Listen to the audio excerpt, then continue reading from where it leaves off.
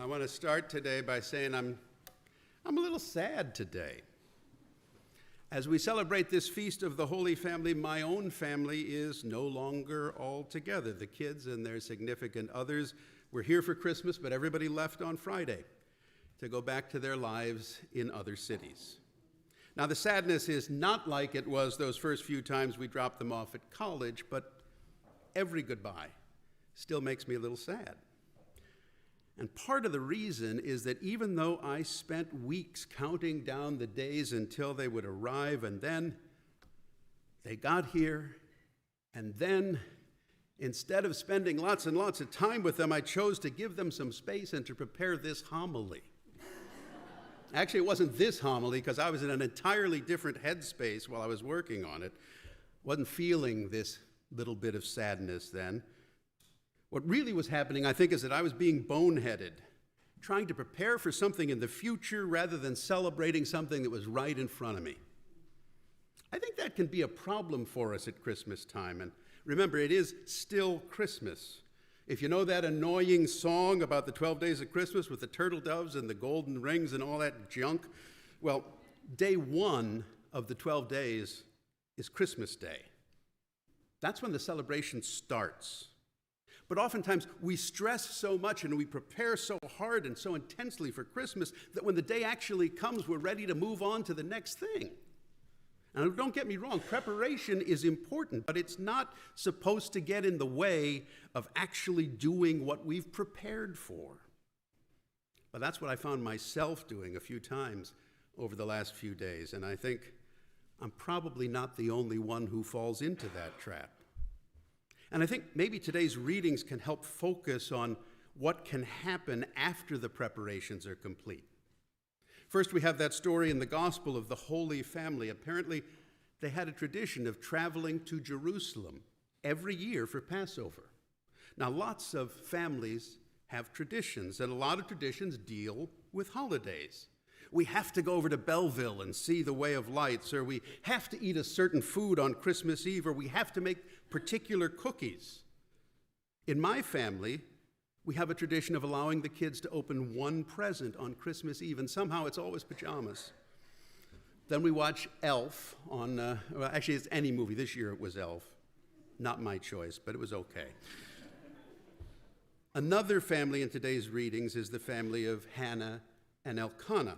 Now, like the Holy Family, they also made regular trips to a holy place. In their case, they were going to a place called Shiloh to worship. And unlike Joseph, Elkanah had two wives. One of them, named Peninnah, had children, but Hannah did not. And she had prayed in that holy place in Shiloh that she might have a child. And when the priest heard her weeping and praying, and she explained that she was childless and unhappy, the priest Eli told her to go in peace, and may the God of Israel grant you what you have requested. And today's first reading recounts what happens after God granted her request. She did have a child. She named him Samuel. And then she took the child back and gave the child to God. She left her just weaned baby boy with Eli the priest. Now, I remember in our family, we weren't always sure we could be parents. We had some issues. I've talked about them before here, but eventually when our son Jack was born, I'm pretty sure it never once occurred to us to take Jack over to church and leave him at the rectory. Now, different families behave in different ways.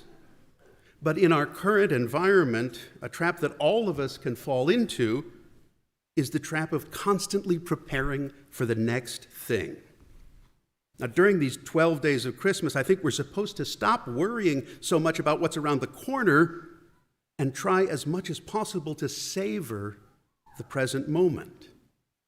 And on this feast of the Holy Family, I think we're also invited to take a look at what it is that makes a family. And in many ways, I think that's an invitation to enter into mystery.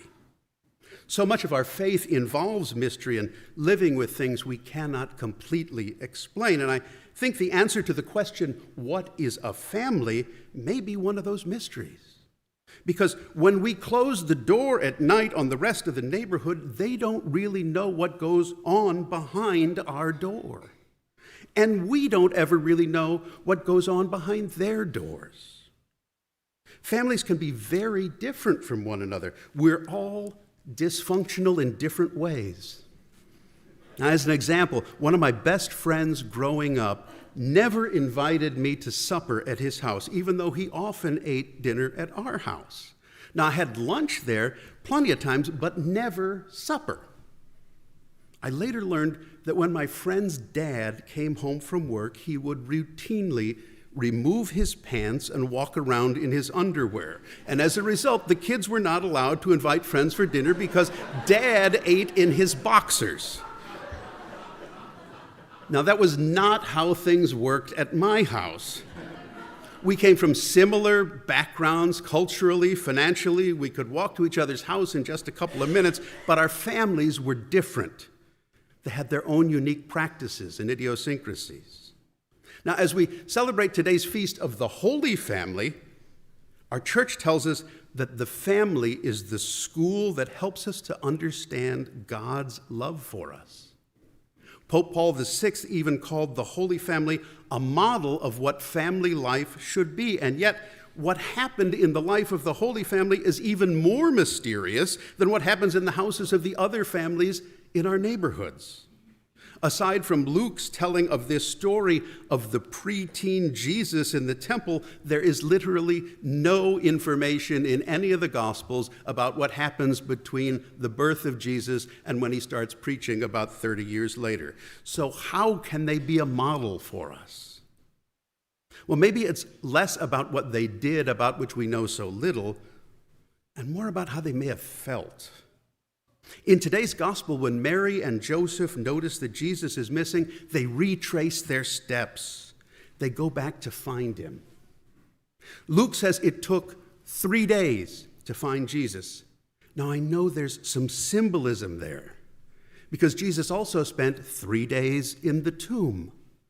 One might even argue that just as the disciples finally recognized who Jesus was after those 3 days following the crucifixion, perhaps Joseph and Mary recognized who Jesus really was after these 3 days when they found him in the temple, talking to the teachers of the law.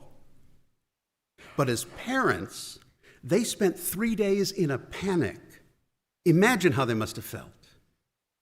Although families do behave in different and mysterious ways, I think those parental feelings of helplessness tend to be pretty universal. I know they bring back memories for me. One memory in particular.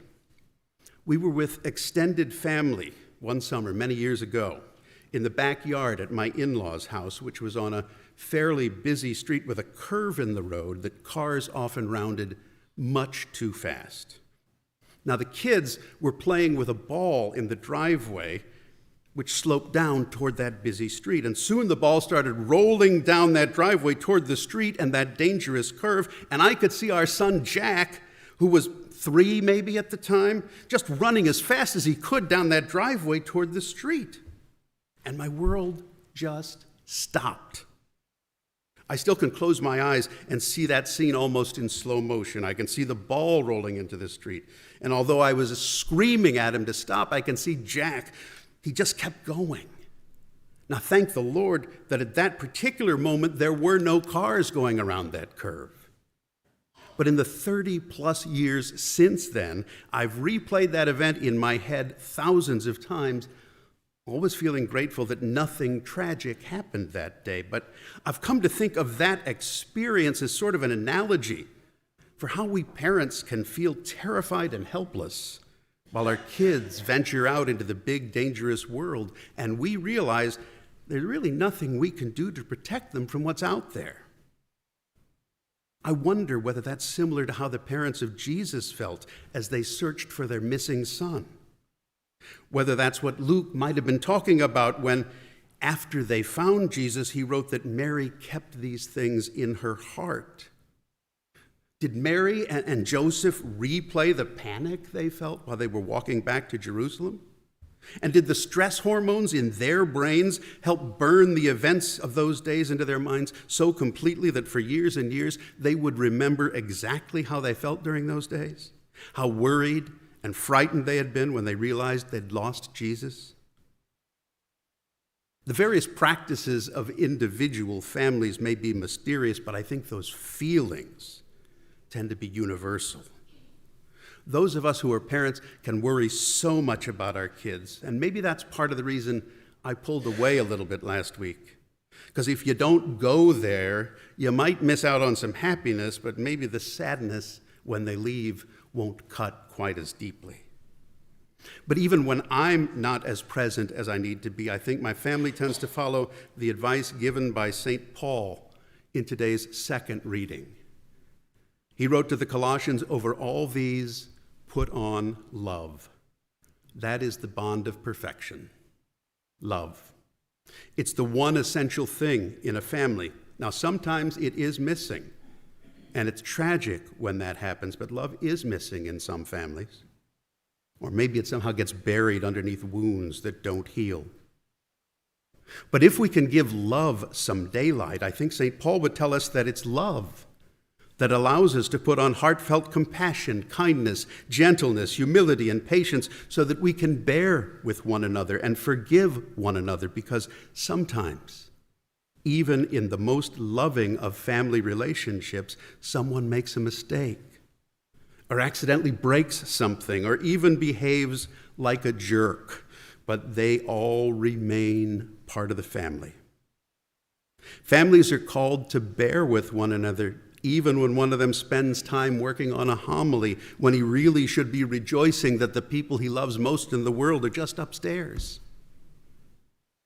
Perhaps what we celebrate on this feast and what we learn from our gospel is that often we find what we're looking for when we realize we already have it. We already possess it. Have you ever talked with someone who lost something, who says, "I finally found it in the last place I looked"? Of course it was the last place you looked, because when you found it, you stopped looking. What is true, however, is that we often look for things in the wrong places. We think we need to travel to a holy place or a beautiful mountain retreat or some other exotic locale to experience God's love, but often that love is already right where we are.